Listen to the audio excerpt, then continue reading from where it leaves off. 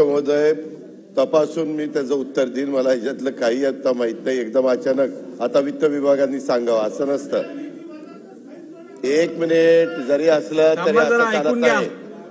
ही पद्धत नाही मी प्रश्न विचारायची. अध्यक्ष महोदय, उत्तरामध्ये याची जड मंत्री महोदयांनी सांगितलं 8वीचा वर्ग मंजूर करण्याचे शासनाचे धोरण नाही. याची तर त्याच उत्तरामध्ये मोफत व सक्तीचा शिक्षणाचा अधिकार अधिनियम RT 2009 मधील तरतुदीनुसार 8वीचा वर्ग मंजूर करण्यात आले. खाली मंत्री महोदयांनी सांगितलं अध्यक्ष महोदय की वित्त विभाग परवानगी देत नाही त्याला अनुदानासाठी, तर माननीय या राज्याचे अर्थमंत्री इडाये ओबीसी विभागाने 8वी 9वी 10वी विना अनुदानित या तत्वावर मंजुरी दिलेली आहे.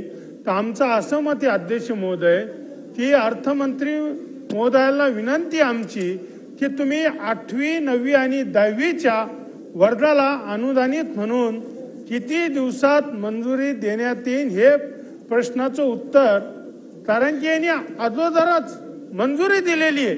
अध्यक्ष महोदय, अर्थमंत्री महोदय, आदरणीय अर्थमंत्री महोदय,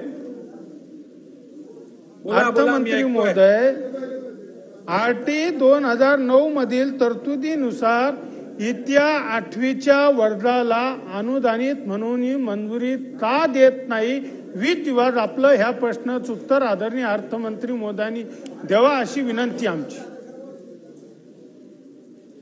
महोदय, तपासून मी त्याचं उत्तर देईन. मला ह्याच्यातलं काही आता माहित नाही. एकदम अचानक आता वित्त विभागाने सांगावं असं नसतं. एक मिनिट जरी असलं तरी असं चालत नाही. ही पद्धत नाही मी प्रश्न विचारायची. या संदर्भामध्ये तुम्ही प्रश्न विचारलात ना, बसा. ऐका, अध्यक्ष महोदय, नारायण कुचेजी, ही काय पद्धत नाही.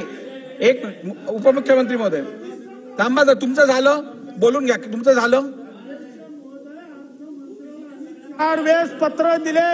8वी 9वी 10वीच्या वर्गाला तुम्ही मान्यता द्या. काही रिस्पॉन्स वित्त विभागात मिळत नाही. आमची विनंती हात जोडून की हा विद्यार्थी 20 ऊस तोडाचे कामगाराचे मुलं यांना 8वी 9वीच्या मुलासाठी परवानगी द्या वित्त विभागाने, हीच आमची विनंती. अध्यक्ष आम्ही याच्यात काय वाईट बोलतो. नारायण कुचेजी, तुमचं पोटतिडकीने तुम्ही विषय मांडताय हे सगळं स्वागतार्थ आहे, परंतु आपण प्रश्न विचारल्यानंतर संबंधित मंत्र्यांना उत्तर देण्यासाठी आपण संधी द्यायची की नाही. आपण बसून घ्या ना. तुमचं सॅटिस्फॅक्शन झालं नाही तर परत उठा, बोला. मंत्री महोदय, सावे साहेब बोला.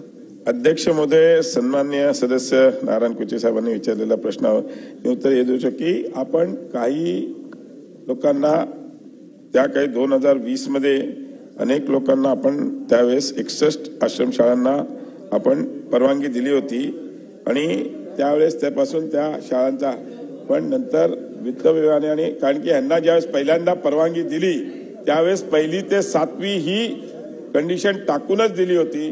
त्याच्यामुळे नंतर मंत्रिमंडळात असा निर्णय झाला की बाकीचे जे आहेत ते त्यांनी दुसऱ्या शाळेत, जिल्हा परिषदच्या किंवा या शाळेत घेतल्या पाहिजेत. या शाळेमध्ये त्यांना पण त्यांचा नैसर्गिक वाढ म्हणून जसं आपण जिल्हा परिषदच्या शाळेत देतो अशी त्यांची मागणी आहे. त्याचा विचार आपण मंत्रिमंडळात हा प्रस्ताव ठेवून नक्कीच विचार करू.